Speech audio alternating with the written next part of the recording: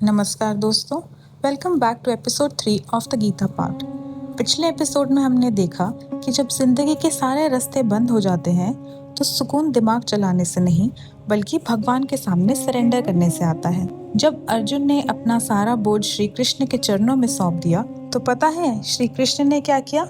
वो परेशान नहीं हुए, उन्होंने रोना भी नहीं रोका, वो हल्के से मुस्कुराए। क्योंकि जब आप सच में किसी सुप्रीम पावर पर पूरा भरोसा छोड़ देते हो तो वो आपको रोने नहीं देते, वो आपको असली आईना दिखाते हैं। हम में से हर कोई किसी ना किसी चीज को लेकर ओवर अटैच्ड है।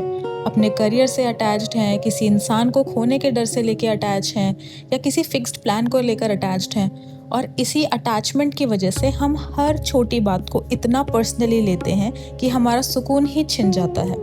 तो आज एपिसोड 3 में हम जानेंगे कि श्री कृष्ण का वो पहला उपदेश जो था वो अंदर से इतना मजबूत बना देगा आपको कि दुनिया का कोई भी बदलाव आपको हिला नहीं पाएगा।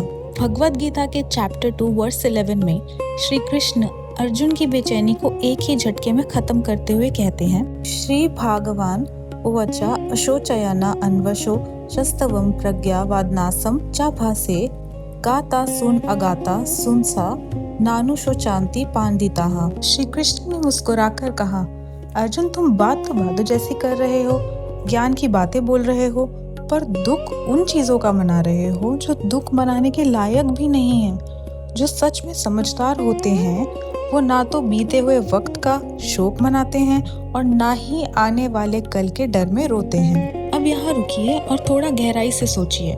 श्री कृष्ण ने अर्जुन को ऐसा क्यों कहा कि तुम ज्ञान की बातें कर रहे हो पर दुख उन चीजों का मना रहे हो जो शोक के लायक नहीं? ऐसा इसीलिए क्योंकि इस जिंदगी में हम सब अर्जुन हैं। जब हम लाइफ में किसी मुश्किल में फंसते हैं तो हम खुद को और दुनिया को लंबे लंबे एक्सप्लेनेशंस देते हैं। हम कहते हैं मैं इसीलिए परेशान हूँ क्योंकि दुनिया खराब है, लोग मतलबी हैं, या मेरे साथ ही ऐसा क्यों होता है। हम अपनी घबराहट को एक बहुत बड़ा, सुंदर और कानूनी मॉरल रूप दे देते हैं। लेकिन श्री कृष्ण ने एक ही झटके में अर्जुन का वो सारा झूठा मास्क उतार दिया। उन्होंने दिखाया कि जब तक आप अपने अंदर जो डर है उसको ज्ञान का नाम देते रहोगे तब तक आप कभी उस डर से जीत नहीं पाओगे। अर्जुन सामने खड़े लोगों को खोने से नहीं डर रहे थे, वो उस अटैचमेंट से डर रहे थे जो उन्होंने उन लोगों से बना रखी थी। हमारा दुख भी कभी भी किसी भी सिचुएशन की वजह से नहीं होता है। हमारा दुख हमेशा इस वजह से होता है क्योंकि हमने उस सिचुएशन से अपनी पहचान को, अपनी आइडेंटिटी को जोड़ लिया होता है।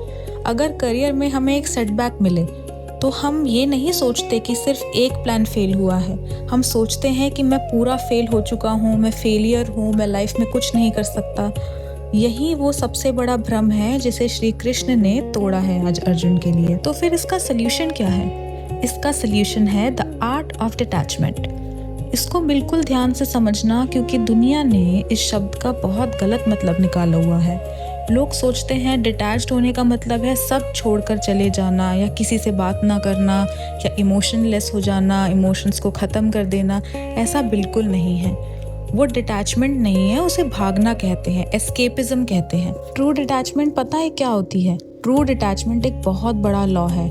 You own nothing in this universe, you are only a caretaker. कि आप इस दुनिया में किसी भी चीज़ के मालिक नहीं हैं, आप सिर्फ एक मैनेजर हैं।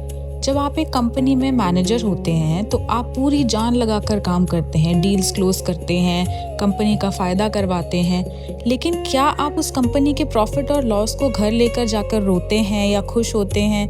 क्या कभी आपकी सेल्फ रिस्पेक्ट या सेल्फ वर्थ कंपनी के बैलेंस शीट पर टिकी होती है? नहीं ना, क्योंकि आपको पता है कि आप वहाँ अपना काम कर रहे हैं, अपना कर्म कर रहे हैं, पर वो कंपनी आपकी जायदाद नहीं है। सो द मोमेंट आप जिंदगी को इस मैनेजर के नजरिए से देखना शुरू करेंगे, आपका डर गायब होना शुरू हो जाएगा। आपकी जॉब, आपकी डिग्रीज, आपके रिश्ते, आपका करियर, सब कुछ, एवरीथिंग उस सुप्रीम पावर की प्रॉपर्टी है जो उन्होंने आपको थोड़े वक्त के लिए संभालने के लिए दी है। आपको सिर्फ अपना कर्म करना है और पूरी शिद्दत से आपको कर्म करना है, पूरे जोर से। लेकिन जब आप खुद को मालिक समझने लगते हैं या फिर मालिक समझना छोड़ देते हैं, उससे असली फर्क पड़ता है। तो आपको अपने आप को मालिक समझना बंद करना है, तो उस चीज को खोने का डर भी आपके अंदर से हमेशा के लिए मर जाएगा। अब सोचिए, एक ऐसा इंसान जिसे ना तो कल का डर हो, ना बीते हुए वक्त का पछतावा हो, एक ऐसा इंसान जो पूरी दुनिया के बीच रहकर भी कमल के फूल की तरह बिल्कुल अनटच्ड हो।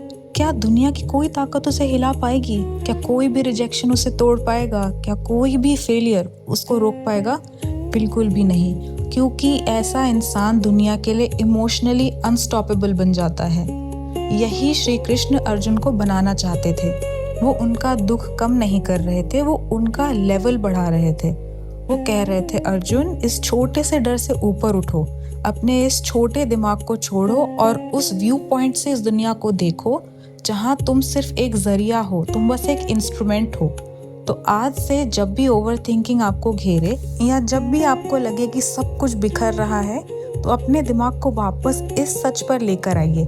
कहिए खुद से कि मेरा काम है सिर्फ रास्ता चलना, अपनी पूरी मेहनत करना, बाकी सब उसके हाथ में है, उसका खेल है। तो जब आप इस एटीट्यूड के साथ सुबह उठोगे ना, तो आपके अंदर एक ऐसी शांति होगी जो इस दुनिया की समझ से ही परे है। तो इसी अद्भुत शांति के साथ हमारा एपिसोड 3 यहीं पूरा होता है दोस्तों। लेकिन ज्ञान का ये सफर अभी भी बाकी है। अगले एपिसोड में, एपिसोड 4 में, हम गीता के एक ऐसे हिडन सीक्रेट को अनलॉक करेंगे जो आपको ये बताएगा कि पूरी दुनिया जब आपके खिलाफ खड़ी हो, तो अपने अंदर की इस आग को कैसे जलाए रखना है।